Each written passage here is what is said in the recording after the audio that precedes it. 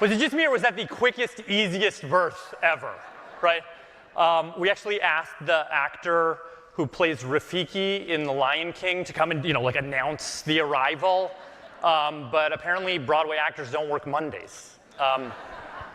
In any case, our little girl has now entered the circle of life. How do we give her the healthiest and best start?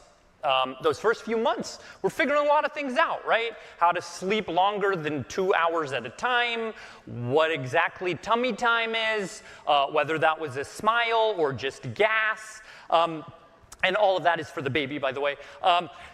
Anyway, there's also a very important schedule we need to follow, which is our baby's routine vaccination schedule.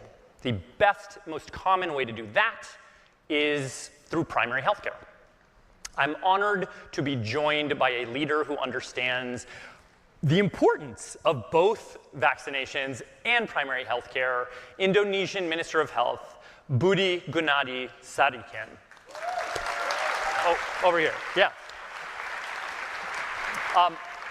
Minister Budi is something of an unlikely public health hero, but he's a hero nonetheless. He was actually working as a finance minister when COVID-19 hit, and the prime minister tapped him to serve as the minister of health. Mr. Budi, can I ask you a question? Yes, Sati. I know you're a father. I also had a new child about 30 seconds ago. How has being a dad shaped how you see your job? As a dad, I would like to see my 3 kids never got sick, stay healthy, and pray for me. But as a Minister of Health, I would like to see 280 million Indonesian people never got sick, stay healthy, and pray for me, and my wife is sitting there. Great. Watching you. Okay, great. Well, thank you. Minister, take it away. In 1964, the year I was born, 1 in 7 Indonesian babies never made it to their first birthday. Thanks to childhood vaccines like smallpox that I received, I was fortunate to survive, grow up, study physics in university, build a 30-year career in banking, and eventually become the Indonesian Minister of Health. In 2020, at the height of the COVID-19 pandemic, I never imagined that the President would appoint me as the Indonesia first Minister of Health without a medical background. He gave me 2 tasks.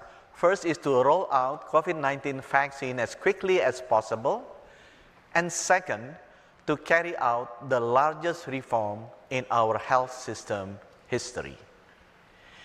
In the less than 2 years, we delivered around 450 million doses of COVID-19 vaccines, protecting 280 million Indonesians. When the pandemic subsided in 2022, I turned to the second task.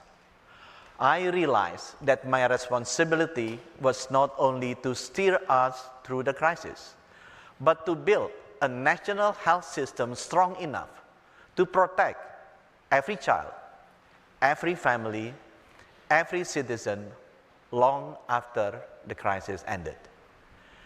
Every year, thousands of Indonesian mothers and children die from cervical cancer, pneumonia, and diarrhea.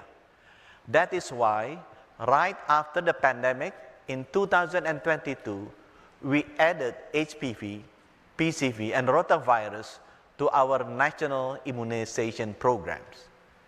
As health minister, I visited around 30 remote islands of Indonesia. We have 7,000 inhabited islands.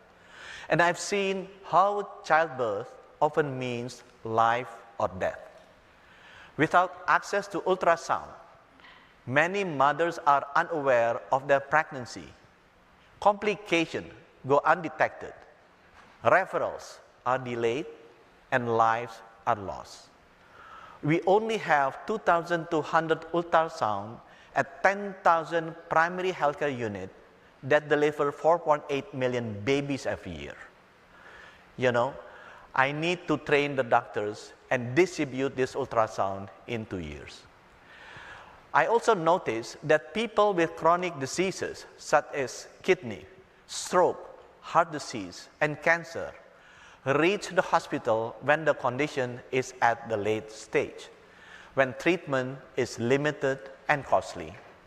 Hence, in February 2025 this year, we launched our most ambitious primary healthcare program ever, the annual free health screening for 280 million Indonesians. Our dream is to detect these conditions early and begin treatment promptly. To date, it reached already more than 30 million people, and we aim to reach 50 million by the end of this year. That is why investing in primary healthcare is so critical. Not only does it cost less, but it also gives people a better chance at longer quality lives. I cannot let 20,000 babies die every year, nor I cannot let 90,000 Indonesian children die every year. Indonesia believes that health system, both national and global, cannot be secured by one hand alone, but a chorus of hands join together to lift the sick, the weary, and the forgotten. It is the weaving of many strengths into one fabric of compassion, where nations do not compete for victory, but cooperate for dignity, not to conquer each other, but to conquer diseases, not to claim glory, but to safeguard life. 61 years ago, I survived while millions of other babies did not. Today, infant mortality in Indonesia has fallen by almost 90%.